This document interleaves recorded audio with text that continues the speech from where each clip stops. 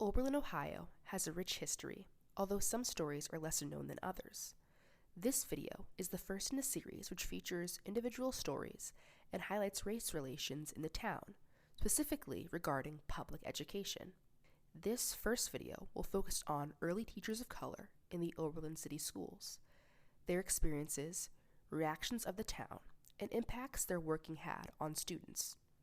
Despite Oberlin College accepting black students as early as 1835 and public schools being integrated, Oberlin, like many American towns, was discriminatory towards people of color.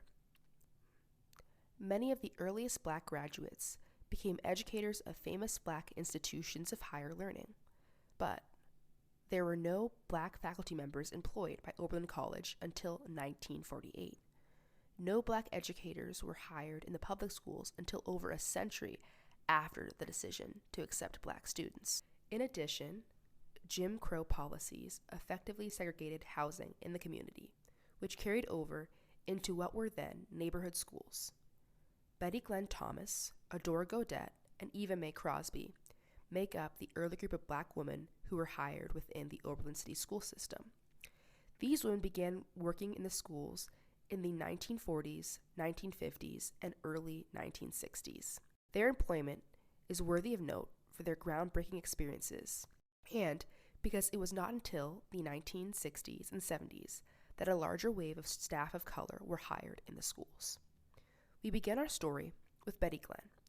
Born in Oberlin in 1913 on North Prospect Street, Glenn attended Oberlin Public Schools. Evidence of such can be found within census records as well as oral history transcripts. Following her graduation in 1931 from Oberlin High School, she continued her education at Oberlin College, graduating in 1936 with an education degree. She can be found in the Oberlin College 1936 yearbook as part of the Women's Athletic Association. She married fellow Oberlinian, Oberlin College graduate, and later attorney, Philip Merwin Thomas.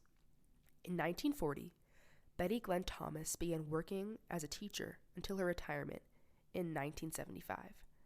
After her retirement, she continued to be involved, working as a classroom volunteer for more than 10 years. She initially came to teach in Oberlin when she was offered a position to teach in a predominantly black neighborhood school and was unsure of taking the position, but her father's sickness pushed her to make the decision.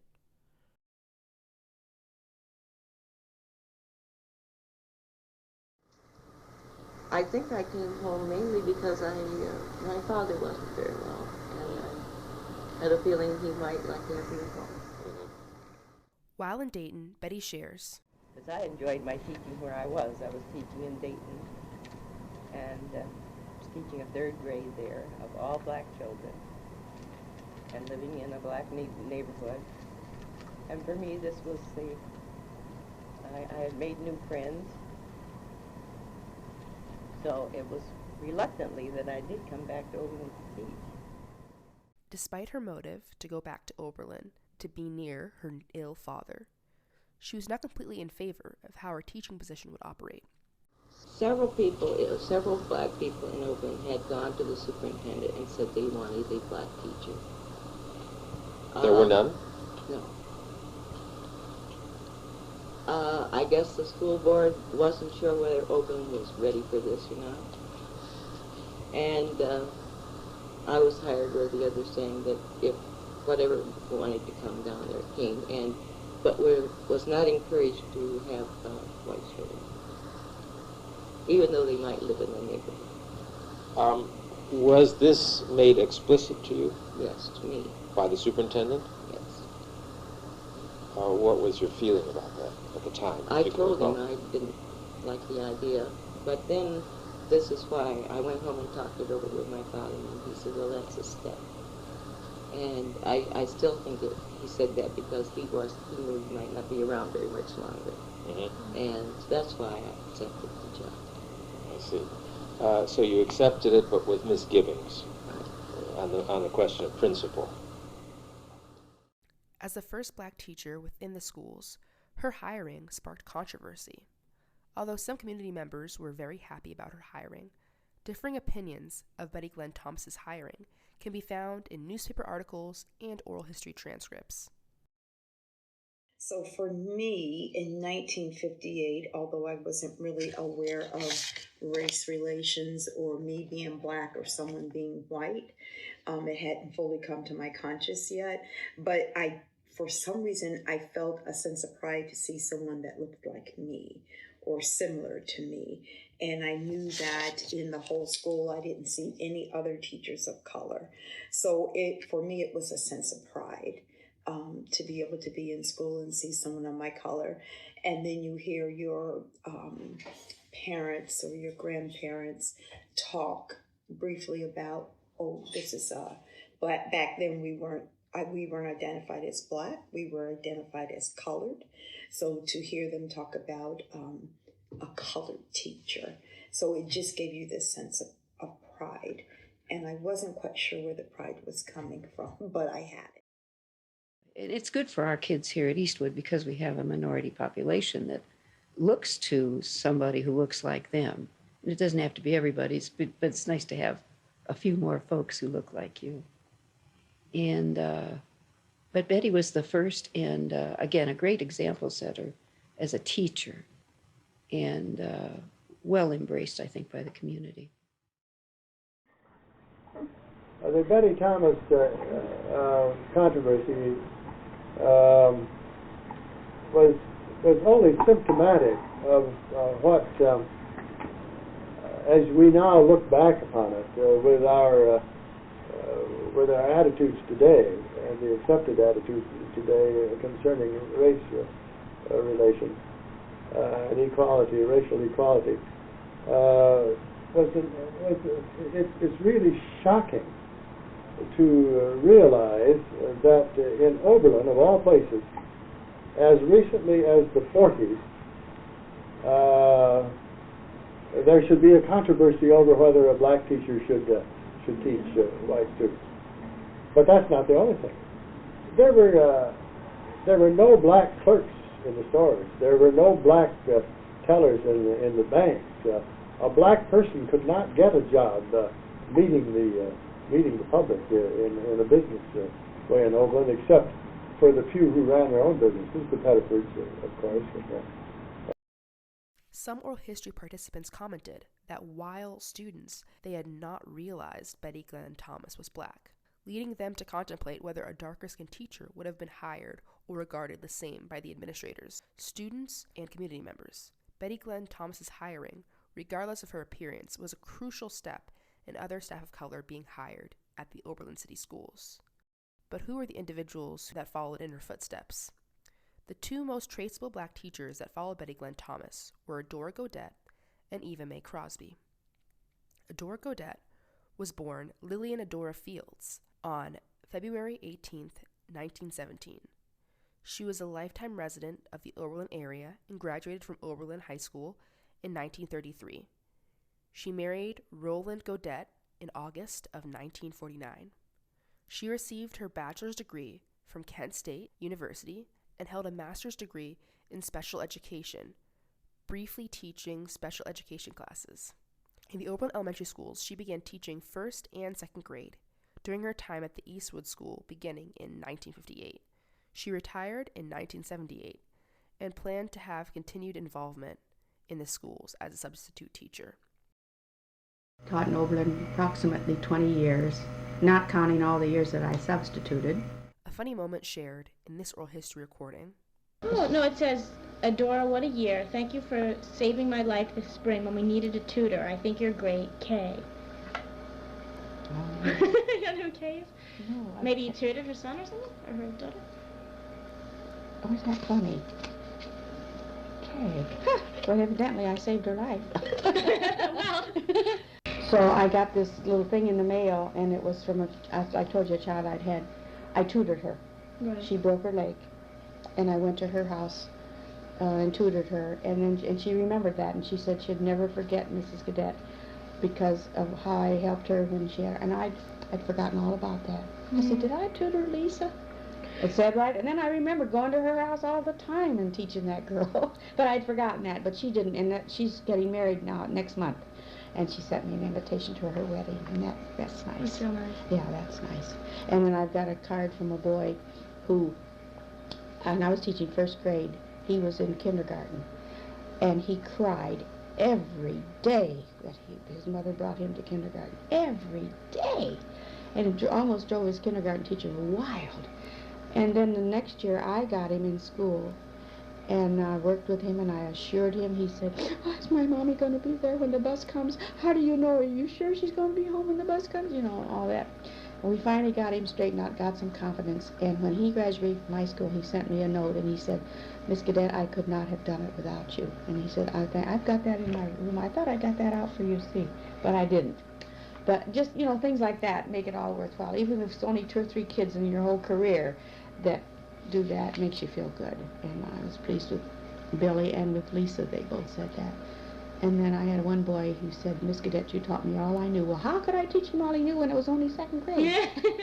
And, oh, the funniest one was a little girl that wrote me a note, and she said, she was in the 2nd grade with me, and she said, Miss Godette, you're the best teacher I've had so far. She fixed hers up so that don't think you're all the best. During her teaching career, at one point she was president of the Teachers Association, which is the Oberlin, Ohio Education Association. She served on a variety of boards and groups, such as the Lorain County Employees Credit Union, the Delta Kappa Gamma Honorary Teacher Society, the Retired Teachers Association, and the American Association of Retired Persons. She died while visiting her daughter in Maryland on November 24, 1990, at the age of 73. Eva May Crosby, often known for her work in building housing for Black families, also taught in the Oberlin City Schools. Eva May Parker Crosby, born in Selma, Alabama, in 1911, moved to Oberlin at age 5. She graduated Oberlin High School in 1929 and then attended Oberlin College and graduated in 1933. She was the first Black woman and one of 3 in her graduating class from Ohio State College of Law in 1936. She did work to integrate housing in Oberlin, first purchasing property in 1956 for the infamous Prospect Street extension. At the same time, she was doing work to create interracial neighborhoods in Oberlin. She also taught math and at one point history in the Oberlin City Schools. She began working in the high school fall of 1960. Her legal career also got her involved in the school as well. Eva May Crosby took part in the effort to get Betty Glenn Thomas tenure at Oberlin Public Schools. She helped circulate a petition to rehire Betty Glenn Thomas and help her receive tenure. At this time, teachers would get tenure after 3 years in the school, but there was significant controversy around rehiring her and other Black teachers. The following are comments from townspeople on Eva May Crosby. I got to know her somewhat. She was a teacher at school, and she developed that property up there, and that was at the time we opened the Prospect Street up. I didn't really know her very well, except that I knew that she was doing things that needed to be done and for the betterment of the community. So, But she bought that land then, and then... well, she somehow did it. I don't know how she managed it.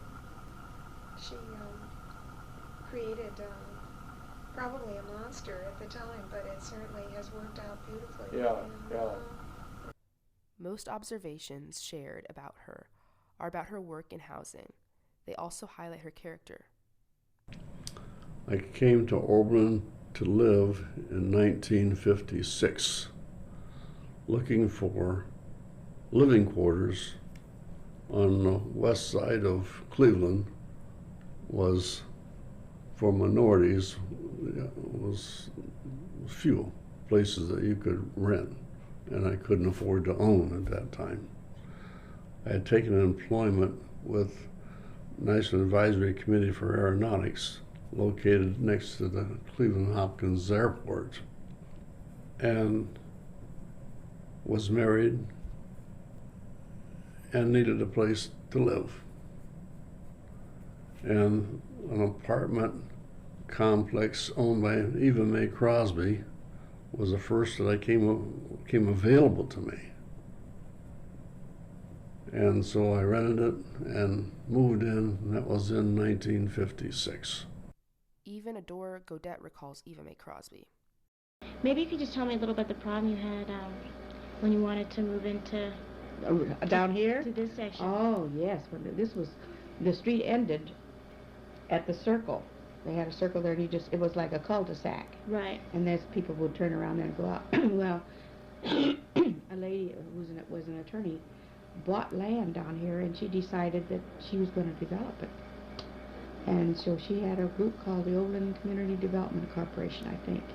And I think Mr. Long from the co-op was part of that group. And she wanted to build houses for people. And the people down Hollywood Street and down Prospect did not want that. So they put obstructions in the way so that the construction trucks, concrete and plumbing and all that, could not get through without stopping to move the obstructions. And they had mattresses and baby buggies and tires and all kinds of things to keep people from coming down. And they didn't want the circle open, but they opened it anyway. What did the people outwardly say it was because they didn't want black people on their street? No, I don't think they would dare say that, but they just said that they didn't want this land developed. They didn't want a development up here. And when they found out that it was Eva May, who was black, that was doing it, then Eva May Crosby, her name was, then they just didn't want that. But they built anyway. You can't stop it. They built anyway, and they started clear out by the circle and started building right straight down the street. Although let's see, there were two down there in the beginning, just two houses. And there was one down here at the end and one on the corner, and that was only 4 houses on the street. But eventually they began to fill in, people began to build and filled in, so it's pretty well filled in now. And then just this summer they straightened out the circle. They took it out. Because it was a circle, you'd go around and then come down. See, both ways you'd come down. And then they took the circle out, so it's a straight street now. They just did that this summer. Eva May Crosby did considerable work for the town of Oberlin and the surrounding area. She was elected to the city's charter commission at the time, being the only woman on the 15-member group. She also held a position as a peace justice in the Russia Township. After the work Eva May Crosby did, she eventually moved with her family to Columbus in 1963. This was in part due to her husband, Normal Crosby, moving to Columbus, giving up his ministry in Oberlin. She moved down with him eventually, and the remnants of work in which she conducted housing remained in Oberlin. In Columbus, she taught math at the Roosevelt High School. She taught for a total of 17 years in Oberlin and Columbus. She was inducted into the Ohio Women's Hall of Fame. She died in 2002. These women, Betty Glenn Thomas, Adora Godette, and Eva May Crosby, all represent an important part of Oberlin's history. Like many other municipalities across the country, Oberlin struggled with school integration. Despite early integration in the schools with students, the lack of black teachers and other teachers of color showed a larger problem of discrimination and limited access for these professions. While these women broke barriers as exceptional educators, it was not until the 1970s and 1980s that more intentional efforts to diversify the faculty took place, and that the school faculty began to accurately reflect the community.